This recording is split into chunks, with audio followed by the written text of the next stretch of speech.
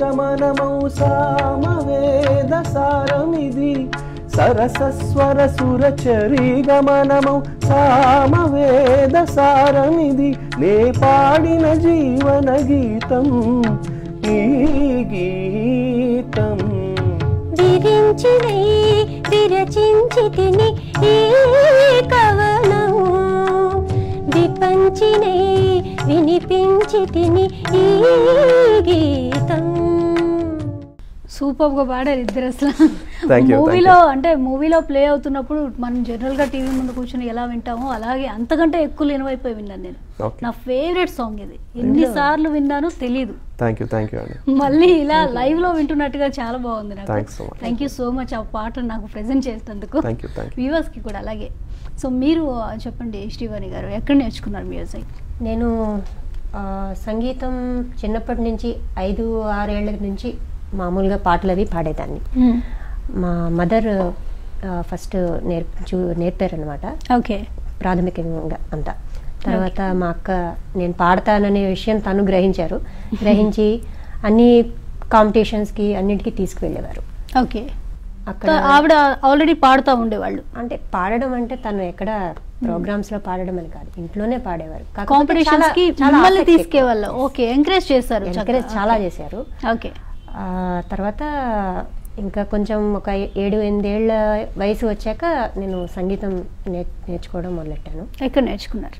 First బేసికల్గా అయితే శ్రీకాకుళంలో ఉండేవాళ్ళు. గురువు గారి పేరు? స్టార్టింగ్లో ఒక మాస్టర్ ఉండేవారు, జగన్నాథం గారని. ఆ తర్వాత విశాఖపట్నం షిఫ్ట్ అయిపోయాం. ఓకే. ఇంకా విశాఖపట్నం షిఫ్ట్ అయిపోయాక Visakha music and dance academy అని ఉంటుంది అక్కడ నేర్చుకున్నాను. అక్కడ ఏంటంటే నా అదృష్టం ఏంటంటే చాలా మంది గురువుల దగ్గర నేర్చుకునే అవకాశం కూడా వచ్చింది. ఓకే.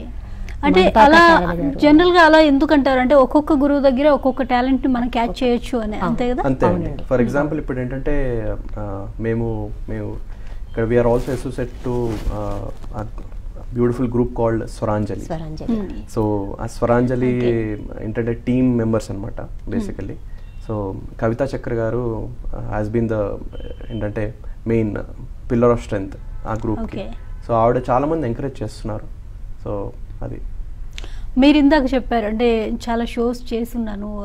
ఏం షోస్ చేస్తున్నారు? షోస్ అంటే నేను అంటే ఎగ్జాక్ట్లీ అండి. ఇప్పుడు సో కాల్డ్ ఇండియన్ ఐడల్ ఇది వరకు in the erstwhile avatar it was called as Saregama, TVS Saregama. It was hosted by అప్పుడు సోనూ నిగమ్, గజేంద్ర సింగ్ గారు అనమాట అప్పుడు డైరెక్టర్.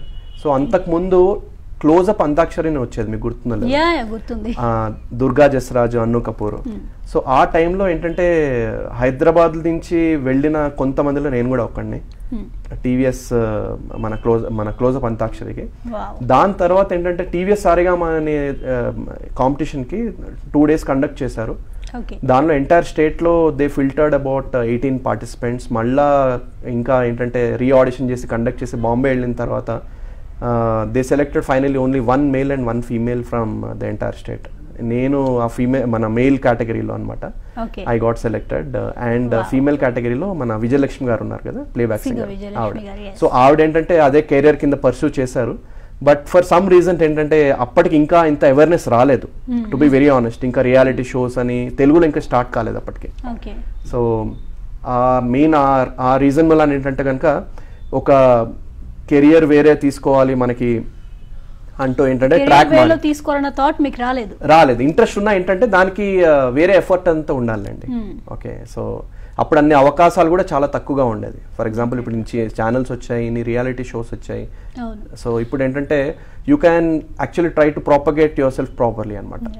ఇప్పుడు ఈ స్వర్ణంనీయం లాంటి ప్రోగ్రామ్స్ కూడా అప్పట్లో లేవండి. ఇవాళ ఏ సింగర్ లో కొంచెం టాలెంట్ ఉన్నా కూడా ఇలా పిలిచి మీరు ఏమైనా పాడినా కూడా జనాలందరూ చూసి టాలెంటెడ్ అని గుర్తించి రికగ్నైజేషన్ వెరీ ఇంపార్టెంట్ కదా, చాలా ఇంపార్టెంట్. ఒక ఛానల్లో మనకు ఆపర్చునిటీ రావడం కానివ్వండి, అది చూసి మూవీలో ఆపర్చునిటీస్ రావడం కానీ, ఆ బేస్ వేసుకోవడానికి కూడా అప్పట్లో ఛాన్సెస్ ఉండేవి కాదు. ఇప్పుడు వచ్చేస్తాయి చక్కగా. ఎవరిలో టాలెంట్ ఉన్నా కూడా ఎవరు ఆగట్లేదు, ప్రెజెంట్ చేసుకుంటున్నారు, ప్రూవ్ చేసుకుంటున్నారు, లక్ ని పరీక్షించారు. అండ్ ఐ థింక్ ఇది దీనిలో media plays a major role. TV channels like మీరందరూ చాలా you are playing a major role అనమాట. Thank you. సో మా ప్రోగ్రామ్స్ అన్నీ అలాగే ఉంటాయి. ప్రతి ఒక్క ప్రోగ్రామ్ కూడా అవేర్నెస్ తీసుకురావడం, లేదంటే అందరిని ఎంకరేజ్ చేయడం, టాలెంట్ని బయటికి తీసుకురావడం, ఇలా. ఓకే, మనం చాలా మాట్లాడేసుకున్నాం పెద్ద పెద్ద విషయాలు. మళ్ళీ పాటలోకి వెళ్ళిపోదాం. కొంచెం ఆ రోజుల్లోంచి ఈ రోజు ఇప్పుడు ఏంటంటే ఎక్కడ చూసినా, ఎక్కడికి వెళ్ళినా, బస్ స్టాప్ గానీ, ఎయిర్పోర్ట్ గానీ అందరూ పచ్చబొట్లు వేసేసుకుంటారు. మనసులో వేసుకుంటారు పచ్చబొట్లు, హీరో హీరోయిన్స్ చేతుల మీద వేసుకుంటారు. సో అటువంటి మనసును ఒకసారి మనం టచ్ చేద్దాం.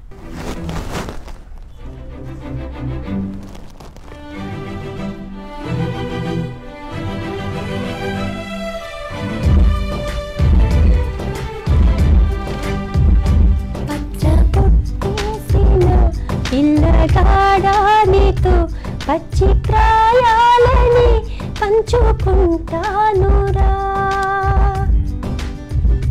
జంట కట్టేసిన తుంటరోడానితో కొంటె తంటాలని తెచ్చుకుంటాదురా,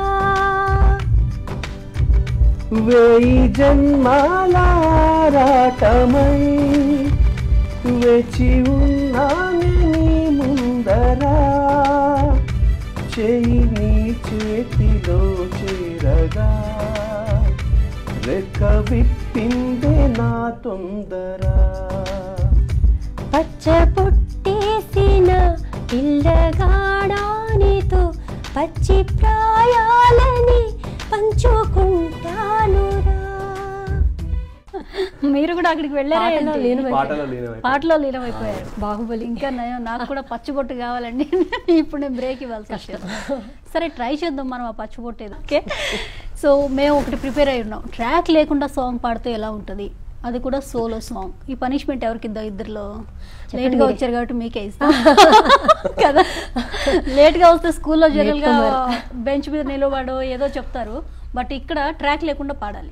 స్వరడమనీయానికి ఇచ్చే పనిష్మెంట్ అలాగే ఉండాలి. ఏ పాట పాడతారు ట్రాక్ లేకుండా? చాయిస్ మీద. ఇది రీసెంట్ అంటే మరి అటు మీరు ఇటు నేను. మీరే చెప్పేశారు, అవునా? కొన్ని ఉన్నాయండి ఇష్టమైన పాటలు, ఇలా పాడించుకుందాం అని అప్పుడప్పుడు ప్రోగ్రామ్కి వస్తూ ఉంటాను. అవునా? సో ఆ పాట మా కోసం వితౌట్ ట్రాక్ పాడే. Okay, yes, thank you. Current మూవీలో వచ్చి దేవిశ్రీ ప్రసాద్ గారు మ్యూజిక్, నేహా భాసిన్ పాడారు ఒరిజినల్గా. ఓకే, నేను ఇప్పుడు పాడతాను. తప్పకుండా. అటు నువ్వే ఇటు నువ్వే, మనసెటు చూస్తే అటు నువ్వే, ఎటు వెళుతున్నా ఏం చేస్తున్నా ప్రతి చోట నువ్వే, అటు నువ్వే ఇటు నువ్వే, అలికిడి వింటే అది నువ్వే, అదమర పైన పెదవుల పైన ప్రతి మాట నువ్వే, అప్పుడు ఎప్పుడు ఎప్పుడైనా నా చిరునవ్వే నీ వలన, తెలియని నాకు తీపిని నాకు రుచి చూపావులే, పరిచయమంతా గతమేనా గుర్తుకు రాదా క్షణమైనా, ఎదురుగా ఉన్నా నిజమై కాని కలవైనావులే, అటు నువ్వే ఇటు నువ్వే, మనసెటు చూస్తే అటు నువ్వే, ఎటు వెళుతున్నా ఏం చేస్తున్నా ప్రతి మాట నువ్వే, రంగు రూపమంటూ తేడా లేనిది ప్రేమ, చుట్టూ శూన్యమున్నా నిన్ను చూపిస్తూ ఉంది, దూరం దగ్గరంటూ తేడా చూపని ప్రేమ, నీలా చెంత చేరి నన్ను మాట్లాడిస్తోంది, కనుపాపలోతులో దిగిపోయి ఇంతలా, ఒక రెప్పపాటు కాలమైన మరపేరాదుగా, ఎదమారు మూలలో ఒదిగున్న ప్రాణమై, నువ్వు లేని నేను లేని లేను అనిపించావుగా.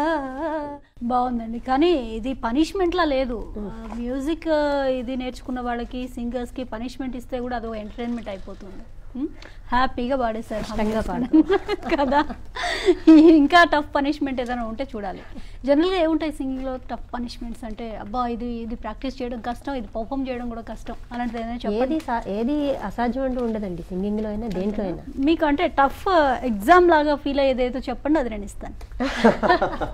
అంటే ఒక్కొక్కళ్ళకి ఒక్కొక్క స్ట్రెంగ్త్ ఉంటుందండి, అలాగే ఒక వీక్నెస్ కూడా ఉంటుంది, అది నాకు కావాలి. వీక్నెస్ అనేది ఏం లేదు, నేర్చుకునేదాకా వీక్నెస్, నేర్చుకుంటే దట్ బికమ్స్ నేర్చుకున్న వాళ్ళకి ఇవ్వలేము అయితే పనిష్మెంట్. రైట్, మొత్తాన్ని చాలా బాగా పాడారండి. Thank you. సో మీరు బాగా రెస్ట్ లో ఉంటున్నారు ఈ మధ్య కదా, చాలా సేపటి నుంచి రెస్ట్ లో ఉన్నారు. నేనే కదా తీసుకున్నాను. చెప్పండి మీరు ఎలాంటి పనిష్మెంట్ ఇస్తారు? ఇప్పుడు డ్యూయట్ కావాలి. Duet, okay sure. నాకు డ్యూయట్ అంటే ఆవిడకి రెస్ట్ ఉండట్లేదు. మీరు ఇంకా ఇండియన్ ఐడల్ కన్నా ముందు వచ్చిన షోలో పార్టిసిపేట్ చేశారు విజయలక్ష్మి గారితో కలిసి. మీ ఇద్దరే, ఒకళ్ళు ఫీమేల్ ఒకళ్ళ మేల్లో మీ ఇద్దరే ఉన్నారు. సో ఆ జర్నీ ఎలా సాగింది? Journey was fantastic. ఏంటంటే ఒక నోషన్ ఉండేది, South Indians cannot sing Hindi song అని, South Indians cannot sing Hindi song అని చెప్పి. సో అది actually that was a myth. ఇప్పుడు ఇవాళ రేపు లేదు. ఫర్ ఎగ్జాంపుల్ ఇప్పుడు శంకర్ మహాదేవన్ గారు చూస్తే, కేకే గారు చూస్తే కనుక, ఈవెన్ మీరు ఎవరినైనా ఫేమస్ చూసుకుంటే అలాంటివి ఏం లేవు అనమాట. Now it has become very. So అలా మీరు ప్రూవ్ చేయడానికి ట్రై చేస్తున్నారా? ఇప్పుడు ఏంటంటే హిందీలో కూడా ఏంటంటే we can make a point అని. ఓకే, సో ఇప్పుడు మీకు రెస్ట్ వచ్చినట్టేనా? అందుకే వారిని మాట్లాడించాను నేను. చారుశీల పాడుకుందాం లాస్ట్ గా ఎండింగ్. సోలోనా అయితే మళ్ళీ మీకే, మీరు రెస్ట్ తీసుకోండి. ఇప్పుడు సోలో కూడా ఆవిడ పాడారు కాబట్టి మీరు ఒక సోలో తోటి ఎండ్ చేద్దాం ప్రోగ్రామ్. సరే తప్పకుండా. Yeah అనుకుండా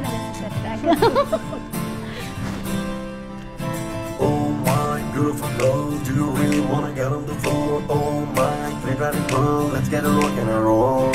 Oh my, beautiful girl, do you really wanna get on the floor? Oh my, pretty girl, let's get a rock and a roll.